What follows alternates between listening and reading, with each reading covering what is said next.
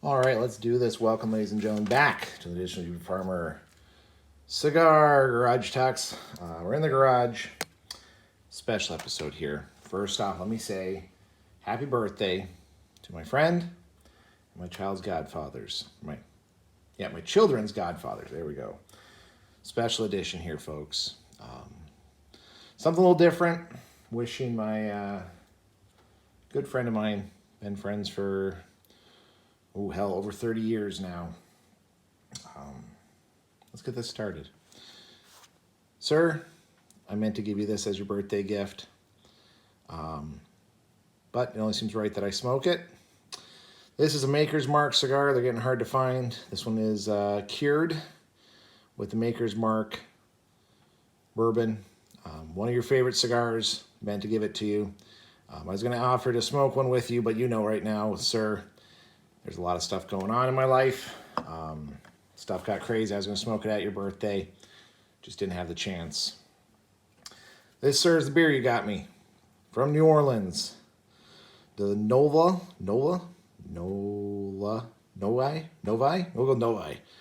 Novi Beer Brewing Company. Their blonde ale.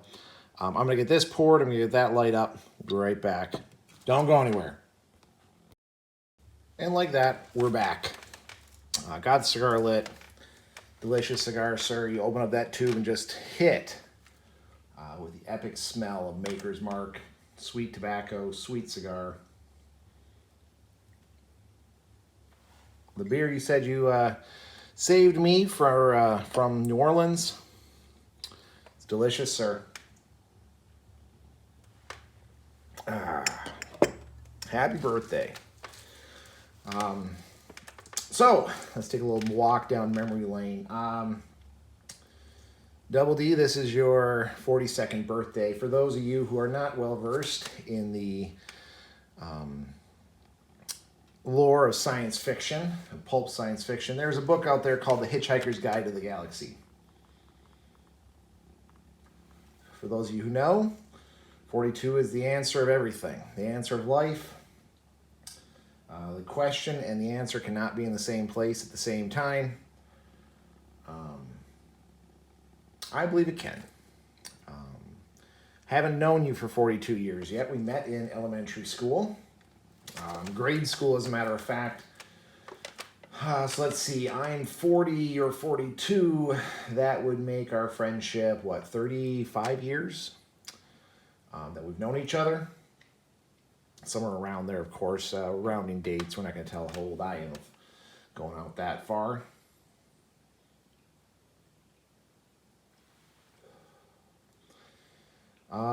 Knew each other very well through elementary school, kind of separated around middle school. Rekindled our friendship a little bit during high school with plays. We were both very religious, very Catholic. He went to the St. Ignatius Church.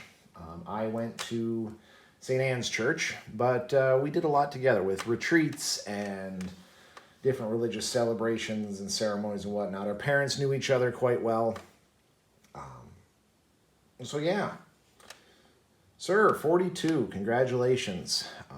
I'm sorry we didn't get you a towel, but your wife specifically requested a theme to the gifts. She also requested that we screw with you by wrapping lotto tickets in at least 42 layers worth of wrapping. I'm sure you understand. We don't have time for that with the new one on that's here. I'm recording this actually on your birthday. It's going to post on the next day. So happy belated birthday, I guess, sir. First off, let me thank you for being my friend. We have been through a truck ton together. We're going to take a little walk down memory lane, talk about everything and then some, and some stuff in the middle. We've had our ups, we've had our downs. I'd like to think we've had more ups than downs. I'm willing to listen to your opinion, of course, if you believe otherwise. But I thought it'd be nice to share a moment real quick. Let's get sappy, right? So, like I said, elementary school, we were good friends. I got held back in kindergarten. You advanced ahead of me. That's fine. Tis what it is, tis what it tain't. And like I said, elementary school, we still stayed pretty good friends. Middle school, I don't know what happened. We were in different homerooms. You were a grade ahead of me. Our middle school did not like intermixing of different grades. So it wasn't until high school we started getting a little bit closer, getting to rekindle our friendship. We both did plays. I mostly did stage crew. You did acting. You were into cross country. I hate running. But it was good. We shared a lot of the same friends. You came to pretty much every one of my bonfires I had, which was good shenanigans all around. A lot of fun in high school. College, you ended up going off to culinary school. I ended up going off to medic school. But we both met on the weekends at a mutual friend's house to have libations, have cigars, and hang out together. Yeah, it was good times. Good times in those early years. You came to my wedding. Thank you very much for being there. Spoiler alert for those of you out there, he was not one of my groomsmen. There are some people out there who are 100% positive that he was in my wedding party. Sadly, sir, you were not. We were still we were good friends, but you can only have so many groomsmen, right? So, yeah, went through college. I'm not going to get into certain events. A certain significant event brought us a little closer together again. After I graduated, I got married. You ended up at my place. Again, I'm not going to go into what that event was, but we got closer. I do remember that my now wife at the time, homeschooling mama, I'm not going to lie, when she first met you, she was creeped out all to hell. In her defense, you look like one scary mofo. You had long hair, you had a beard going, or goatee, I think you had facial hair for sure. You definitely look like you had the appearance of F off to strangers. Not gonna lie, you know what I'm talking about. Don't try to pretend it. But you and your culinary exploits, one of the earliest memories that my children have, especially Vashman and Swedish Compass, would be as you would jump around to different jobs, because a lot of being a chef, especially starting off, you pursue seasonal work, working at very high-end resorts that are open during the summers. So when you were on one resort, I'm going to say it's Drummond Island. We didn't live far from there, as many of you guys know. He would swing by during his weekends. First day there, usually slept the shit out of the place until my kids found him and jumped on him, bashed cars in his skull, and sat on top of him until he woke up and decided to play. Luckily for us, you did experiment on us or bring some leftovers from the resort, some of the best damn food I've ever had in my life. Delicious stuff. I definitely was glad to be your guinea pig when it came to trying new stuff. And especially, what was that chocolate dish? Bankaku? Start with a B. I don't remember the exact name of it. Basically, it was a cake as you cooked it. It'd be a beautiful cake. You slice into it. It would melt into like this hot fudge consistency. That was the first time I knew what it was like to be hyperglycemic. I went into a sugar high like I've never had in my life and have never had since in my life. I was buzzing with sugar. I had the shakes, I had the nausea, dry mouth. I think I peed my body weight out that next day trying to flush the sugar out of my system. Damn, that was good, sir. But my children absolutely still adore you to this day. I think you got that when they came and gave you all big hugs and were excited to see you. So yeah, my first child was born, Vashman. It was time to pick godparents. Without a doubt, without hesitation, there was you and our mutual friend came to the forefront of mine. It wasn't even a question.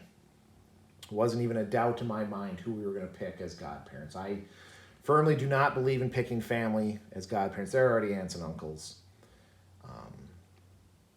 And we got some flack, actually, for having two godfathers. Now, granted, the mutual friend is not gay, neither is Double D. They were just good friends of ours. We knew that they would be there to help guide our children, that they'd be there if they needed them, be good role models. They were the people who I knew I could depend on.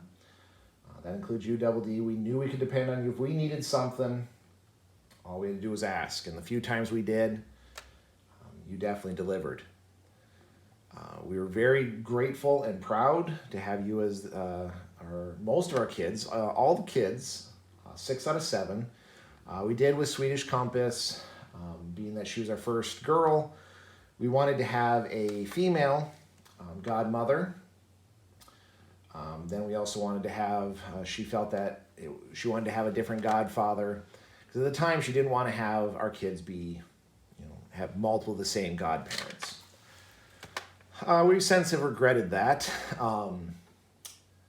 We changed our minds, and as much as we could, we had 2 godfathers for as many of our children as we could, which was great. Honestly, we still call both of you godfathers. All my kids refer to you, even Swedish Compass refers to you as her godfather, which is great. Just proves how much you meant to me and my family. Thankfully, when the church did change their mind and you had to have a male and a female for godparents, our mutual friend had gotten married, so we just picked his wife to be the godmother for the rest of our children. And she has been, and it's been an absolute honor to have her as the godmother. For what, I think 4? 4 of them? 3 of them? 4? I think it's 4. I think she's godmother for 4 out of my 7 children. Absolutely awesome. So anyhow, yeah. Vashman would definitely look forward to your visits. When you went down to Florida and come back for visits, they yearned and ached to visit with you and see you and to play with you and to tell you all their exploits. That's one of my fondest memories, is remembering them get excited to be with you. I heard through the grapevine that, as many of you might know, I had number 7. Well, we actually, on your birthday, celebrated the baptism of my 7th child. I heard through the grapevine, through a friend of a friend, that maybe that might have been made up for my lack of birthday gifts during your birthday. Confirm or deny, what you're calling in. I'm very glad that, again, you can help me raise my children in the Catholic faith. I know my Swedish Compass asked you some very Catholic questions while you're up. Hopefully you were able to help and guide her. If not, it's time to get back to work, get back to studies, and try again. I'm kidding. She said you actually had a lot of good insight for her. So thank you for that. Yeah, it's been a wild ride these last 30 some odd years we've known each other. I wouldn't have traded any of them for the world. You have always been there, and I've always tried to be there for you. I know sometimes I can be a complete and utter asshole. You do know who I am. It should not surprise you. I can't change my stripes. Yeah, it's been a lot of fun. I'm really glad that you're in my life. I'm glad you're in my kids' life. I do believe it's enriched both of us, having each other to lean on. I do wish when I was taking you out hunting that we could have gotten you a buck, or any deer for that matter.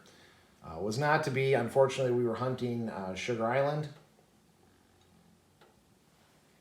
and the herd likes to. That is very tasty, sir. I do like that. That's a delicious beer. The herd kind of meanders about and wanders about quite a bit. Just so happened, I think it was 3 years in a row we went hunting together. And I got reports each year that the herd was not anywhere close to our part of the island. They will go from the north end to the south end. For whatever reason, the herd kept staying on the south end of the island. It was good, though, to have that time to go hunting with you. I do miss it. I hope we can get back to going out hunting a few more times. Of course, now I got to find some new property because we sold Sugar Island. And the old farmer has a very strict rule that it's kids only who can hunt his land. He will not allow any adults to hunt it. I can't even hunt it. I haven't been able to go hunting now in quite a while. But hopefully we can get back out in the woods. If nothing else, there is something special about having an executive chef cook food while out hunting, out at deer camp. We ate some damn fine meals, sir. We ate meals that probably should never exist at deer camp, but they did, and that was damn delicious. Thank you, sir.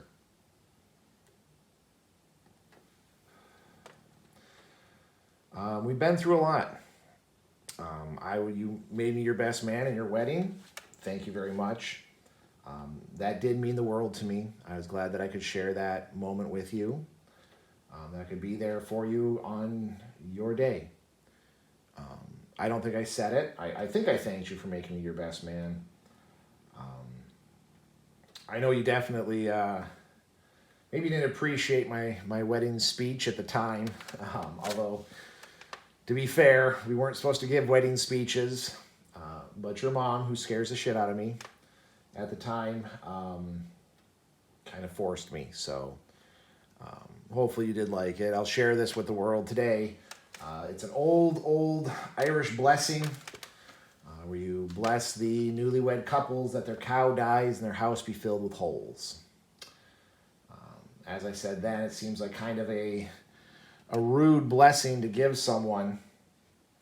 But let me explain. As I explained during your wedding day, there's an old proverb about an angel telling God that he knows God's ways and he's willing to take more responsibilities. So God said, okay, well, we'll put you to the test then. He said, go out, and there's this poor family, they're living on nothing. And I want you to kill their cow with pestilence. Have their cow die in the field so they can't harvest it. And there's a rich family who lives in an extraordinary home, a beautiful home. I want you to go in, I want you to patch the holes in their basement. Make it look beautiful, make it look epic, make it look the most serene remodel job ever. Angel does as he was told and comes back and questions God. He says, God, why would you have me do that? You know, the poor family is going to have hard times. They're going to be starving. They're going to be suffering while these rich people don't have to pay contractors to go patch those holes. They'll think that they got off good. God says, well, apparently you're not ready. You're not ready for more responsibilities. Because see, death was coming to the poor family. Who would death kill then? Should death take the wife, leaving the husband a widower, excuse me. Although they'd be fed, they'd go into a deep despair and, they'd have heartache and they just wouldn't do well. Would you prefer I take the husband so the wife becomes a widow and goes into destitute and poverty and the children suffer because of it? You see, when death came and you killed the cow, yeah, they're going to be hungry, but they still have the one they love. And what would you prefer? Would you prefer something else? And the angel said, no, that makes sense. But what about the rich man? He said, well, if that rich man had sent that crew down there to fix those holes, he would have found an abundance of wealth.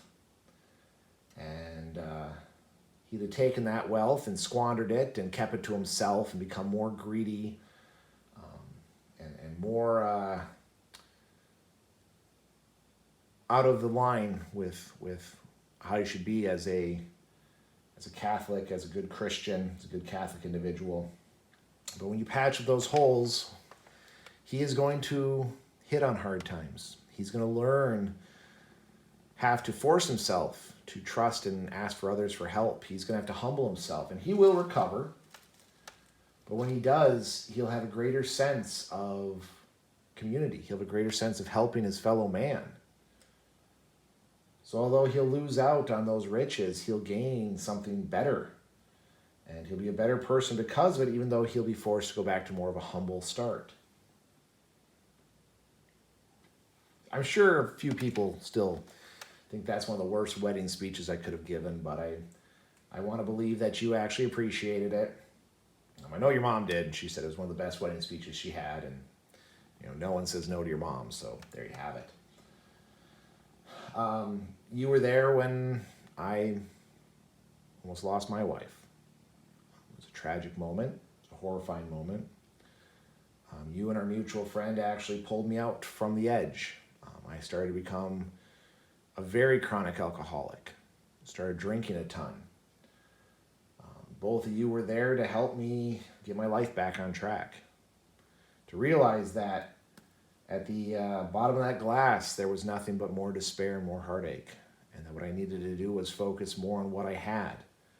That yes, I could have lost my wife, but I didn't. And I should count that as a blessing. And instead of killing myself at the bottom of a bottle, that I should try to live my life and be grateful for the opportunity I was given. So thank you for being there at one of my lowest, darkest moments. I still will always remember the Thanksgiving you forced us to come to just after her almost dying. It really put things into perspective. Spoiler alert, after that, I started taking Thanksgivings off, started spending them with my family. I used to work every Thanksgiving, but I realized that I was missing out of all the joy my children had in celebrating with their family and friends. So I had a paradigm shift. I know I've given you a lot of advice throughout your life. I know you've taken some of it, some of you haven't. You'll come around, just take the rest of it eventually.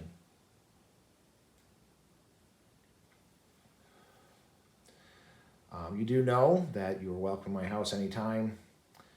My kids, again, adore you. They are grateful to have you in their lives and with them. It's one of the pinnacles of our friendship. It's why I made you a godfather. Because I knew you'd be there for us. You make sure to, when you do come, that you spend a lot of time with my kids, which they demand a lot of time from people who come and share time with them.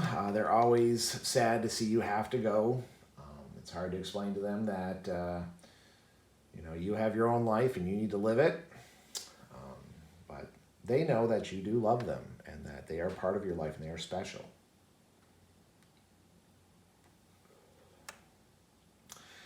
And I'm glad we have this time. I do hope that you still keep living a long life. It does seem that this birthday might have hit you a little hard. Sorry about that. I know I've made a lot of jokes, but it's mostly to try and break the tension. Because we always joke about you being the old man of the friend group.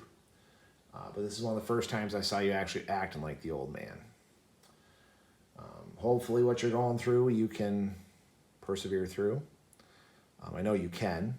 Do know that me and Homeschooling Mama are here for you, and we will support you and do anything we can to help you and your family out. You live a lot further away. We're hoping once our baby boy gets a little bit older, he's traveling well. He is actually one of our better children for traveling in a car. So we're hoping we can make some more trips, get out there, see you guys more. Kids like to see the big cities. And it's unfortunate that you live in the state you live in because, let's just be honest, it's a shithole state. I'm kid, I joke.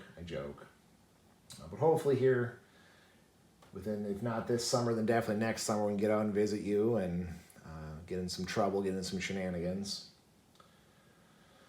I'd like to believe that we have Always been there when you needed us. I know we've always tried our damnedest to be there to, if you needed something, that, you know, we were there for you. It's possible, not going to disagree, that maybe there are a few times when we could have been more there for you, and I hope they're few and far in between, that you can't list a whole bunch in the comments section of this video or to me personally. But yeah, I really do think Hitchhiker's Guide to the Galaxy is a good simile, a good metaphor for our friendship. The book is all about adventure. It's all about finding about life and having a close-knit group of friends. Some friends that you didn't really anticipate were going to be such good friends. I can definitely say that, especially in high school and middle school, besides the plays, we ran in very different friend circles. We did tend to know, you know, no mutual friends and whatnot. That's how some of our friend group built and gained momentum. I do feel blessed for that. There's a lot of experiences I had that I don't think I would have ever had or my children would have ever had without you. And that's wonderful. I definitely know my kids, you were very big into going to different Comic-Con conventions and getting involved with that stuff. So, taking your lead, I've got my kids into Comic-Con conventions and going to different video game conventions, and they're absolutely loving it. I don't know if that would have been an experience they would have had without you introducing me to that and then me introducing them to that. So thank you for that. It has been a great time. I know you're on your birthday, as many of us get. You get a little nostalgic, a little morbid. Start counting the challenges you face instead of the blessings you have. It's just what happens with age. It happens to all of us. Every birthday, every major event. Do know that our family's here for you. We're deeply blessed and honored to have you as a friend. Other big things that happened. We did buy a building that you helped us renovate. That was a lot of fun, although we definitely have two very conflicting ways of renovating stuff. But the help was deeply needed, and I'm grateful that we had you there to help us out. Yeah, it's been a wild-ass ride, dude. The things we've both experienced, the things we both lived through. It is nice. We do share a private message chat between the two of us and our mutual friend. Mostly it's for sending dirty pictures and memes and some goofy videos, some serious videos, some deep videos. Most of them, though, when I get the alert, it's nice to click it open and see what it says so we can get a good chuckle out of it, right? Hopefully soon. We're both going through a lot right now. Again, not appropriate to go publicly with any of it. Hopefully once things settle down, we can get back to sharing beer and cigars. Get back to maybe having Rum Fest again. That was something we used to do. A group of us used to get together, buy a bunch of different rums and drink them till they're dry. I highly doubt we're going to drink them till they're dry. I do believe that the quality of rum may go up now that we are a little more mature, have a few more bucks in our pocket. We just won't be able to tie them on like we used to. Uh-oh.